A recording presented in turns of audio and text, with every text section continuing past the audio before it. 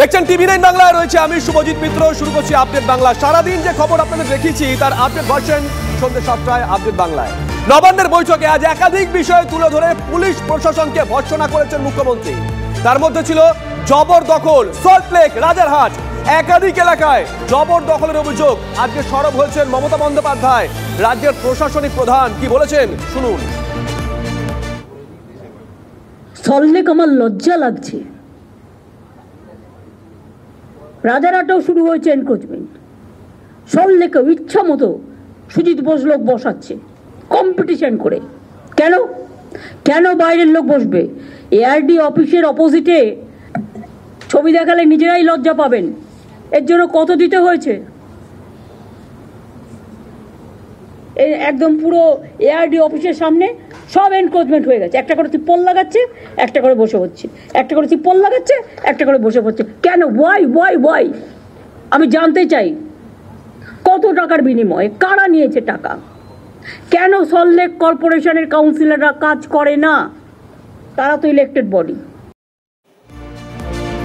জবরদখল নিয়ে মুখ্যমন্ত্রীর কড়া মনোভাবের 1-1.5 ঘন্টার মধ্যেই রাস্তায় নেমে পড়েছে কলকাতা পুলিশ। হাতিবাগানের দিকে নজর রাখতেই হচ্ছে। হাতিবাগানের রাস্তা দখলমুক্ত করা শুরু করেছে কলকাতা পুলিশ। সরাসরি সেই ছবি দেখাচ্ছি। সুশোভন আমাদের সঙ্গে রয়েছে স্পট থেকে। সুশোভন, ছবি দেখছি আমরা। কলকাতা পুলিশ 1 থেকে 1.5 ঘন্টার মধ্যেই রাস্তায় নেমে পড়েছে। সুশোভন, একেবারে দেখো কলকাতা পুলিশের আধিকারিক তিনি রাস্তায় নেমে পড়েছেন। এই হলো হাতিবাগান মার্কেট, শ্যামপুকুর থানার অন্তর্গত। অর্থাৎ এইখানে মূলত যে দোকানগুলো তুমি জানো, এই হলো বিধান সরণির একেবারে রাস্তা। স্বাভাবিকভাবেই এই রাস্তাতে ট্রাম লাইন রয়েছে এবং এই রাস্তা গুরুত্বপূর্ণ তার কারণ এটা দুমুখী রাস্তা। সেই জায়গায় বেশ কিছু দোকান যেগুলো রাস্তার একেবারে ওপরের দিকে চলে এসেছিল, অর্থাৎ দোকানের বেশ কিছু অংশ ওপরের দিকে চলে এসেছিল এবং পুলিশের তরফ থেকে কিন্তু ইতিমধ্যেই বলা হচ্ছে যে রাস্তায় কোনোভাবে দোকান রাখা যাবে না। তার কারণ এই রাস্তা গুরুত্বপূর্ণ। তোমাকে আরো একবার বলি, এই কারণে তুমিও জানো এই রাস্তা কিন্তু দুমুখী, অর্থাৎ দুমুখী রাস্তা হতে গেলে পর্যাপ্ত জায়গা রাখতে হয় সেই রাস্তায়। তুমি দেখতে পাচ্ছ যে ইতিমধ্যেই পুলিশের তরফ থেকে সরানো তো রাস্তার পর চলে এসছে।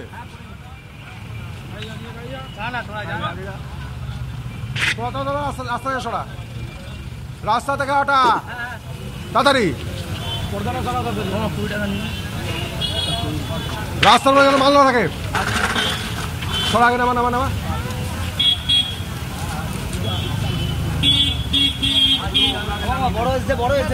দেখো এই কথা বলতে বলতে মূলত এই যে দোকান, এই দোকানের যেটুকু অংশ একেবারে রাস্তার দিকে চলে এসেছিল পুলিশ সেগুলো কিন্তু এই মুহূর্তে চিহ্নিত করছে এবং যে অংশটা মূলত একেবারে রাস্তার উপর সেগুলো কিন্তু সরিয়ে দিতে বলা হচ্ছে। অর্থাৎ পুলিশের তরফ থেকে এটাই দেখো পুলিশের তরফ থেকে এটাই বলা হচ্ছে। একদম ছোট করে একটা বিষয় জানতে চাইবো, এটা কি শুধুমাত্র নিয়ম রক্ষার? মানে মুখ্যমন্ত্রী, পুলিশ মন্ত্রী, প্রশাসনিক প্রধান বলেছেন তাই 1-1.5 ঘন্টার মধ্যে রাস্তায় নামলাম। কালকে সকালে যদি আবারও দখলমুক্ত না হয়, একই ছবি থাকে, পুলিশ কি করবে? দেখো এইটা কিন্তু সব থেকে বড় প্রশ্ন এবং এইটা কিন্তু বলা যায় যে এই মানে কি হবে আগামীকাল সেটা কিন্তু গুরুত্বপূর্ণ। এই মুহূর্তে যেটা দেখা যাচ্ছে যে পুলিশ এই মুহূর্তে সরাচ্ছে, কিন্তু এই যে দোকানগুলো সেটা কতক্ষণ এইরকম ভেতরে থাকবে, তারপর কখন আসবে, এটা গুরুত্বপূর্ণ। আপনারা পুলিশের কাছে আপনারা কি আবেদন করছেন দোকানের প্লিজ কাজ করতে দিন?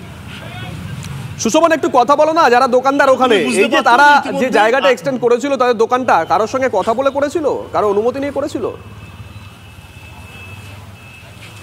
দেখো একেবারে সেটা জিজ্ঞাসা করার চেষ্টা করলো। আচ্ছা, এই দোকানটা এরকম বাড়লো কি করে?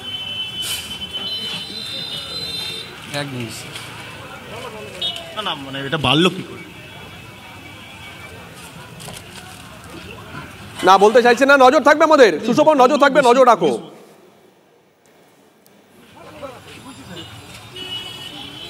উত্তরবঙ্গ থেকে দক্ষিণবঙ্গ, গ্রাম থেকে শহর, সারা রাজ্যেই প্রায় রোজই জমি দখলের মুড়িমুড়কির মতন অভিযোগ উঠে। সম্প্রতি শিলিগুড়িতে রামকৃষ্ণ মিশনের জমি দখলের অভিযোগ উঠেছিল। আমরা সেই খবর দেখিয়েছিলাম, ধারাবাহিকভাবে প্রসঙ্গিত দেখিয়েছিল। আজ নবান্নে পুরসভাগুলোকে নিয়ে প্রশাসনিক বৈঠক, আর সেখানে আজ জমি দখল নিয়ে কার্যত রুদ্রমূর্তি মুখ্যমন্ত্রীর। শিলিগুড়িতে সরকারি জমি দখলের অভিযোগে অগ্নিশর্মা মুখ্যমন্ত্রী। ডাবগ্রাম ফুলবাড়িতে ল্যান্ড মাফিয়ার গ্রুপ চলছে বলে সরব হয়েছেন রাজ্যের প্রশাসনিক প্রধান। বিধায়ক থেকে মেয়র, মমতার তোপের মুখে অনেকেই। মমতা বন্দ্যোপাধ্যায় বলছেন নেপথ্যে রয়েছে সরকারি আমলাদের একটা অংশ, নেপথ্যে রয়েছে পুলিশের একটা অংশ। মুখ্যমন্ত্রী মমতা বন্দ্যোপাধ্যায় আজকে কড়া ভাষায় কি বলেছেন শোনাই। ডাবগ্রাম ফুলবাড়ি তার মানে উদাহরণ, এবং আই এম সরি, ওখানে একটা ল্যান্ড মাফিয়া গ্রুপ তৈরি হয়েছে। তারা গভর্নমেন্টের সব জমি কাওয়াখালি থেকে শুরু করে বিক্রি করে দিচ্ছে। এটা নিয়ে আমি অলরেডি তদন্তের নির্দেশ দিয়েছি। এক্ষেত্রে পুলিশও লোকাল ইনভলভ আছে, ল্যান্ড ডিপার্টমেন্টও ইনভলভ আছে। ডাবগ্রাম ফুলবাড়ি গৌতম দেব, তুমি এসছো, you cannot deny your responsibility also. ওই গ্রুপটাকে আমি ছাড়বো না। মনোজ, তদন্ত এগোচ্ছে, যে যে করেছে অ্যারেস্ট করে নেবে।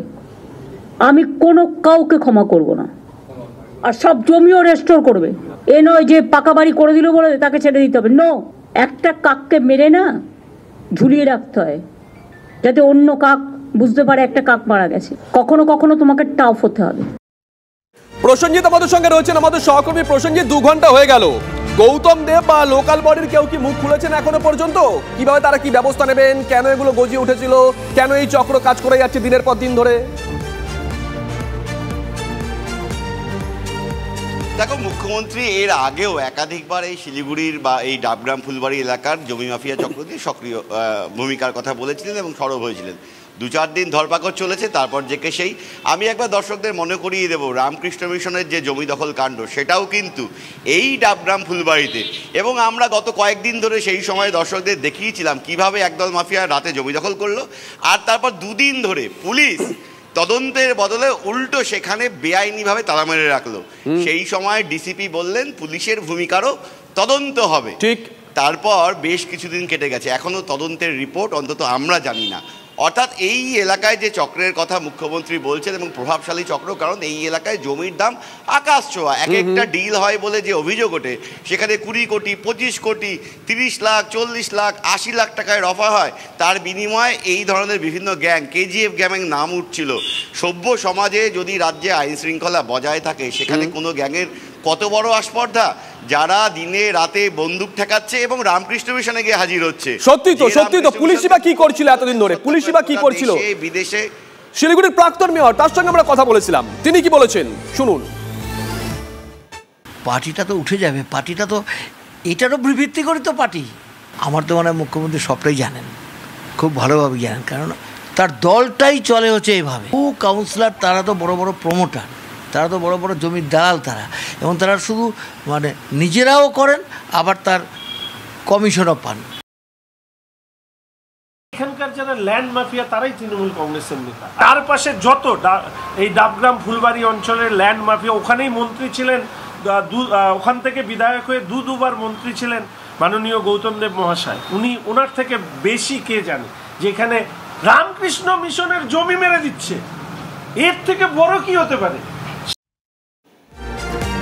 আজকে নবান্নে রাজ্যের মুখ্যমন্ত্রী মমতা বন্দ্যোপাধ্যায় সকল পুরসভার সঙ্গে বৈঠক করেছেন।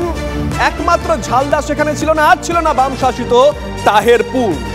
নিশ্চয় মনে আছে আপনাদের 108টা পুরসভা নির্বাচন বামের একমাত্র তাদের দখলে রেখেছিল সেই তাহেরপুর। তারা বলছেন তাদেরকে আজকের এই বৈঠকে ডাকা হয়নি। তারা বলছেন এটা তাদের প্রতি বঞ্চনা, সেখানকার মানুষের প্রতি বঞ্চনা। লোকসভা ভোট মিটতেই বিভিন্ন প্রশাসনিক দফতরকে নিয়ে একের পর এক পর্যালোচনা বৈঠক করছেন মুখ্যমন্ত্রী। পুরো এলাকায় উন্নয়নের কাজের খতিয়ান নিতে সোমবার পুরসভাগুলির চেয়ারম্যান এবং আধিকারিকদের বৈঠকে ডাকেন রাজ্যের প্রশাসনিক প্রধান। অথচ সেই বৈঠকে ডাক পায়নি তাহেরপুর ও ঝালদা পুরসভা। কেন? এখানেই বিমাতৃসুলভ আচরণের অভিযোগ তাহেরপুর পুরসভার। বিধানসভায় শূন্য, লোকসভায় শূন্য, তারপরও যেন লাল দুর্গ তাহেরপুর। রাজ্যে পালা বদলের পরও 2 দফায় পুরসভার ক্ষমতা দখলে রেখেছে বামেরা। বর্তমানে রাজ্যের একমাত্র বিরোধী পরিচালিত পুরসভা তাহেরপুর। সোমবার মুখ্যমন্ত্রীর রিভিউ বৈঠকে ডাক না পেয়ে রাস্তায় তাহেরপুরের জনপ্রতিনিধিরা। পুরো চেয়ারম্যানের অভিযোগ, আমাদের কাছে যে চিঠিটা এসছে তাতে দেখলাম সমস্ত এক্সিকিউটিভ অফিসার এবং মিউনিসিপ্যালিটি এক্সেপ্ট তাহেরপুর এবং ঝালদা পৌরসভা, এই চিঠিটার মূল বিষয় যেটা হচ্ছে অসাংবিধানিক, স্বৈরাচারী সরকার চলছে।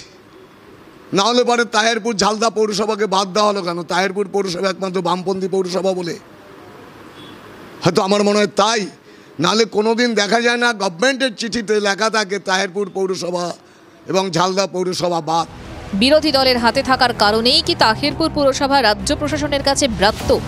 এই প্রশ্নে আবার ইঙ্গিতপূর্ণ মন্তব্য পুর নগর উন্নয়ন মন্ত্রী ফিরহাদ হাকিমের মুখে। যাদের সমস্যা সেই ব্যাপারে মুখ্যমন্ত্রী ইন্টারফেয়ার করবেন, যেখানে সমস্যা নেই সেখানে আমি জোর করে ডাকবো কেন? না, এরা যোগাযোগ করেন, এদের ভালো চলছে হয়তো, সেই জন্য আমার প্রয়োজন হয়েছে না। পুরমন্ত্রীর কথা অনুযায়ী ভালো কাজ যদি বৈঠকে না ডাকার মাপকাঠি হয়, তাহলে যাদের ডাকা হয়েছে সেই সব তৃণমূল পরিচালিত পুরসভাগুলি কি ব্যর্থ? তাহিরপুর পুরসভার কটাক্ষ। যে বার্তাটা উনি সেদিন সংবাদ মাধ্যমে দিলেন, নাগরিকরা যেটা বুঝতে পারছেন, বামপন্থীরা একমাত্র সুন্দরভাবে স্বচ্ছভাবে নাগরিক পরিষেবা এবং তাহিরপুর পৌরসভার যে অংশগুলো সঠিকভাবে চালনার ক্ষেত্রে আছে, কিন্তু যারা চাটুকারিতার মধ্যে আছে তাদের নিয়ে আমরা বসছি, এটাই হচ্ছে মূল বিষয়। তাহিরপুরকে বৈঠকে না ডাকার অন্য কারণও ঘোরাফেরা করছে রাজনৈতিক মহলের অন্দরে। তাদের মতে প্রশাসনিক বৈঠকের আড়ালে এটা আদতে শাসক দলের পর্যালোচনা। কারণ সদ্য সমাপ্ত লোকসভা ভোটে গ্রামাঞ্চল আশীর্বাদ করলেও শহরে এসেই হোঁচট খেয়েছে তৃণমূল কংগ্রেস। সূত্রের খবর, সোমবার নবান্নের বৈঠকে সেই ফাঁক ফোকরই খোঁজার চেষ্টা করেন মুখ্যমন্ত্রী। প্রশাসনিক বৈঠকে ডাক না পাওয়ায় প্রতিবাদে সোমবার তাহিরপুর পুরসভার সামনে বিক্ষোভ কর্মসূচি পালন করেন সিপিএম নেতাকর্মীরা। 2015 সাল থেকে 2024 সাল পর্যন্ত বামফ্রন্টের ভোট চলছে। আমাদের পৌর প্রতিনিধিকে বা পৌর প্রধানকে ডাকা হয়নি। 2020 সাল পর্যন্ত আমাদের ভোট চলেছিল। 2 বছর অ্যাডমিনিস্ট্রেটিভ বোর্ড, সেইখানেও জোর করে তৃণমূলের প্রতিনিধিদের বসিয়ে দেওয়া হয়েছিল। 2022 সালে আবার পুনরায় তারপরে মানুষ রায় দেয় বামফ্রন্টের পক্ষে, বামফ্রন্টের ভোট আসে। সেইখানে দাঁড়িয়েও আজকে বামফ্রন্টের বোর্ডেও আমরা প্রাপ্ত। তিনি তাহিরপুরের মুখ্যমন্ত্রী, সব জায়গার মুখ্যমন্ত্রী। 5টি ওয়ার্ড তৃণমূল কংগ্রেস জিতেছেন, সেই 5টা ওয়ার্ডের ডেভেলপমেন্টে টাকা দিন অন্তত পক্ষে। নবান্ন ডাকেনি, কিন্তু হাল ছাড়ছেন না তাহিরপুরের বামেরা। এলাকার উন্নয়নের স্বার্থে তাঁদের হুঁশিয়ারি। আরও বৃহত্তর আন্দোলনের জন্য আমরা কলকাতার রাজপথে তাহিরপুরের মানুষকে নিয়ে গিয়ে বসবো, যে তাহিরপুরকে এভাবে উন্নয়ন থেকে যে বঞ্চিত করা, তাহিরপুরের উন্নয়নের টাকা না দেওয়া, এর বিরুদ্ধে দাঁড়িয়ে আমাদের যে লড়াই সংগ্রাম, সেই লড়াই সংগ্রাম আজকে থেকে জারি হলো। তাদের দাবি যে মুখ্যমন্ত্রী পৌর বৈঠকে অন্যান্য পৌরসভার ডাক পেলেও শুধুমাত্র ব্যতিক্রমীভাবে তাহিরপুর পৌরসভাকে ডাকা হয়নি রাজনৈতিক কারণে, আর এটাই গণতন্ত্রের অপমান। আর তারই প্রতিবাদে আজ তাদের বিক্ষোভ আন্দোলন। নদিয়া থেকে ক্যামেরায় তুষার সাথে মদে কুণ্ডু, TV9 বাংলা।